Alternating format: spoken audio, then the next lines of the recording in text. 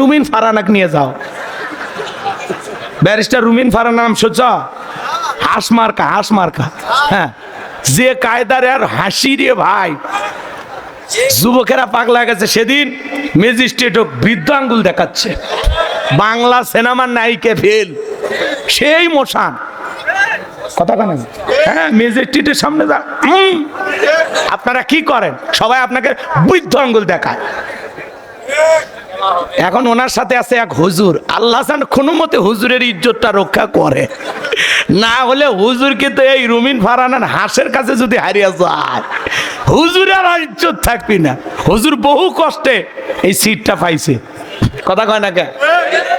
লাঠি ধরা হুজুর চেনেন না, নাম বলার দরকার নাই, তবে আমি হুজুরের বিজয়ী কামনা করি।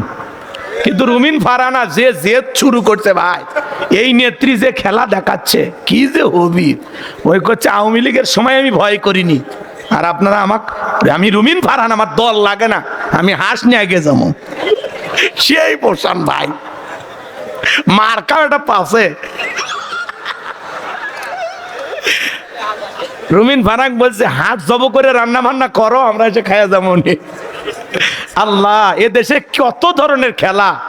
একটা ম্যাজিস্ট্রেট থাক বুড়ো আঙ্গুল দেখাচ্ছে, ওই মহিলার কথা শুনে ওই ম্যাজিস্ট্রেট কাঁপতিছে। ওই যে দ্বিতীয়বার কথা কবি, আর কথাই কয়নি ভয়ে, বলতেছে আমি না বললে আপনি যেতেও পারবেন না, ওর আরো ভয়। তাহলে এরা পাস করার আগে যদি এই ভয় দেখায়, এরা পাস করলে কি হবি? এরা কাকে গণবি, কাকে টাইম দিবি না।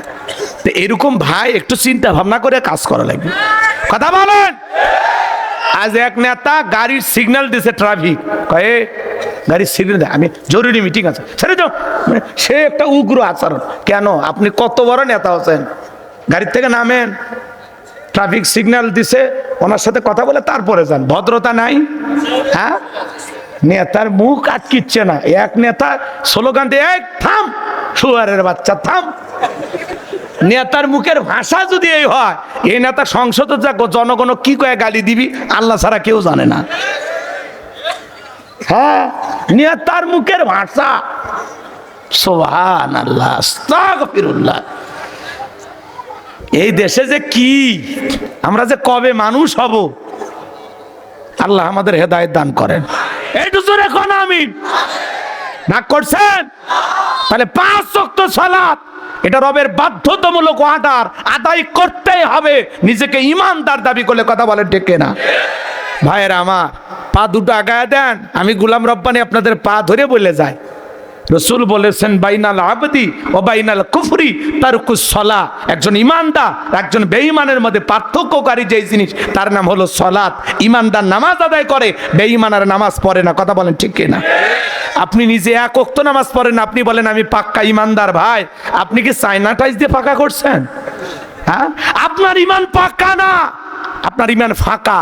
শয়তান দিছে আপনার ধোকা। যে এক ওয়াক্ত নামাজ পড়ে না, নিজেকে পাক্কা ইমানদার দাবি করে, ও পাক্কা ইমানদার না, ওর মনের মধ্যে পাক্কা শয়তানি ঢুকছে। আর শোন, মসজিদে আজান হলে আমরা দুনিয়াবি কাজে ব্যস্ত থাকবো না। 5 ওয়াক্ত সালাত আল্লাহকে রাজি খুশি করার জন্য কারা কারা আদায় করবেন হাত তুলে দেখান। আল্লাহ আমাদের সবাইকে 5 ওয়াক্ত নামাজি বানায় দেন। চিল্লা বলেন আমিন, আর একটু জোরে বলেন আমিন। হাত নামান আমার ভাইয়েরা। 2 নাম্বার হলো ওয়ানহার। ওয়ানহার মানে কুরবানি করা, নিজের আমিত্বকে কুরবানি করা, অহংকারকে কুরবানি করা, নিজের ভিতরে থাকা পশু সুলভ আচরণকে কুরবানি করা, নিজের জানমাল কুরবানি করা। শহীদ আবু সাইদ মুগ্ধের মতো দেশের জন্য কুরবানি হওয়া, শরীফ ওসমান হাদির মতো এই দেশের জন্য কুরবানি হওয়া। কথা বলেন। আমরা মনে করি কুরবানি মানে খালি গরু ছাগল জবাই করা। 7 জন একটা গরু ভাগে কেনে, 4 জন দড়ি ধরে টানে, পিছন থেকে 3 জন ঠেলে। এমন দুর্বল গরু, যেই গরুর উপরে বয়স্ক ভাতা ওয়াজিব। শরীরে সব হাড় দেখা যায়, কুরবানি স্থান পর্যন্ত হাঁটে যাওয়ার শক্তি নেই, কোলে করে নিয়ে যায়। আছে না নাই? হুজুর বলতেছে চাচা এই গরু জবাই করেন না, হুজুর এই গরু জবাই করেন না। তখন বলছে হুজুর ওপরে হাত দেখে গেলে ভিতরে গোস্ত সেট করা আছে, আপনার দায়িত্ব জব করে দে, চলে যান তো। এই দুর্বল গরু, এই যে বয়স্ক গরুগুলো যে আপনি জব করবেন, টান দিবেন, এর থেকে চলে যাবি সেই চিড়িয়াখানা মিরপুর, সারে দিবেন, আবার চলে আসবে আশুলিয়া আশরাফনগর। এই গোস্ত কিন্তু আপনি চাইবে খেতে পারবেন না, গিলে খাওয়া লাগবে।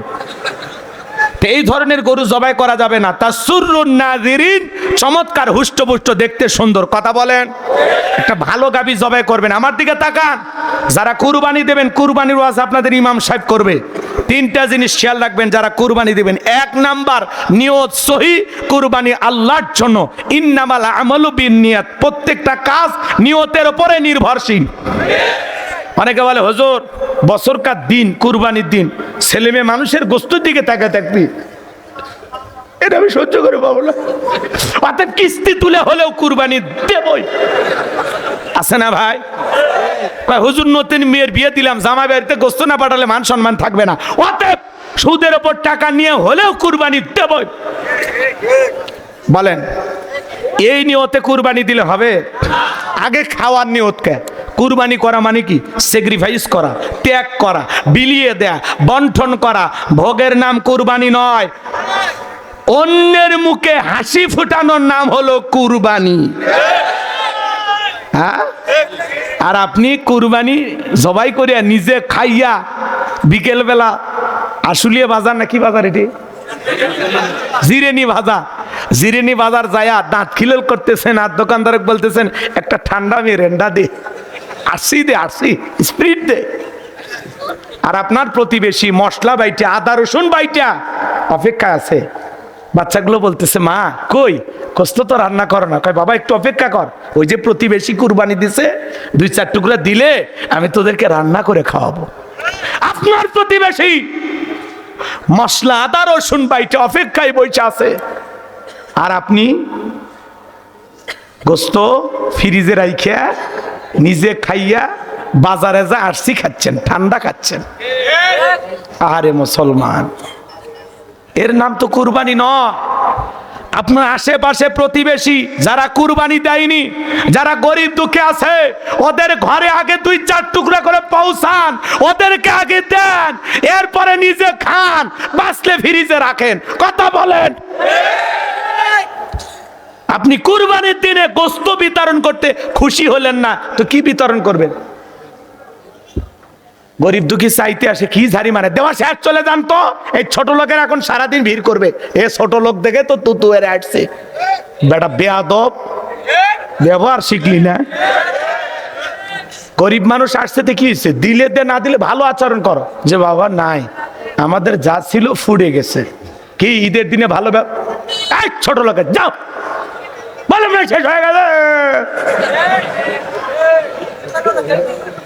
এরকম আছে না ভাই? কুকুরের মতো ব্যবহার করে। বছরকার একটা দিন, ওই দিন তো মেজাজটা ঠিক থাকা দরকার, নাকি বউ মার